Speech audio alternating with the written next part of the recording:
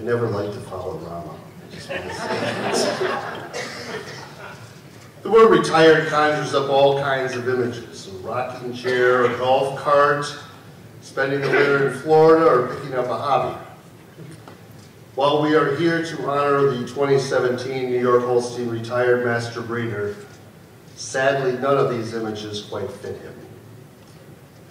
A retired master breeder has a distinguished and colorful career with registered Holsteins. One of his foundation animals came to him as an incentive to not fail the 5th grade.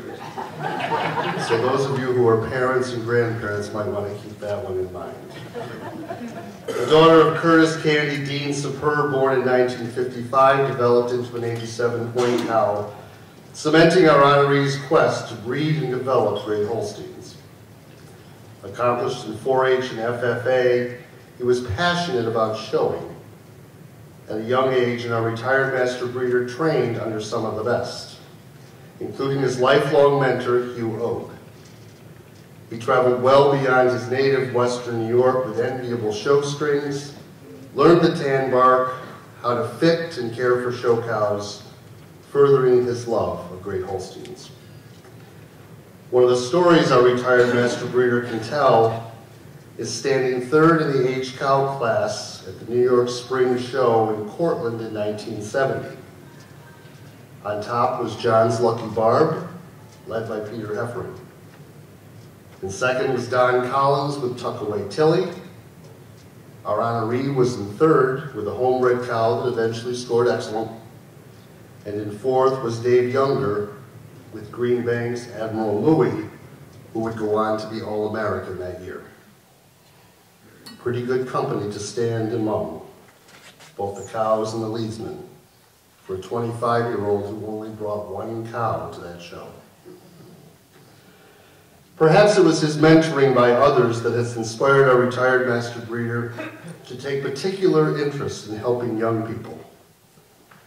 Wayward kids who lacked direction and suitable employment could often find work with our honoree. Working side by side with them, he took the time to talk to these kids, and they listened. They talked to him, and he listened. Many of these young people changed their direction and became successful, largely because of a kind and caring man. Milking with him was sort of like moving therapy. His interest in young people continues today, especially in his own grandchildren and great-grandchildren, who are learning life's lessons and cow lessons from Grandpa. And he has a lot to teach them, indeed. For many years, a closed herd, our honoree has bred 31 excellent cows, scored to 93 points. She, the reserve grand champion at the Western New York Spring Dairy Preview in 2015. 1 gold medal sire, 8 gold medal dams, 5 dams of merit, and numerous PBR herd awards, all part of his prefix. Well known in Chautauqua County for having not only a high type herd, but a high-producing herd, always bred for high components. A retired master breeder has spent his life striving for each generation in the barn to be better than those prior. In addition to his work at home, he was very involved with the Chautauqua Breeders Group back in the 80s and early 90s. That close-knit group, made up of some of the finest breeders in the county, proved out some great bulls from some of the best cow families they could find. Getting local bulls proven was very important to our honoree, and he spent many an evening after his long day's work promoting the bulls from Chautauqua breeders. A great friend to many, our honoree knows that you have to have some fun in life as well. And a few years back, he joined up with buddies Bob Kroll and Tom Eccles to purchase a Goldwyn granddaughter of Gage Highlight Tamara at their local club sale. The Goldwyn was housed by our honoree in South Dayton. She was a gentle giant and the apple of his eye at 92 points. The trio had a lot of fun flushing her, and Trace, who, like her family, has bred true for type and production.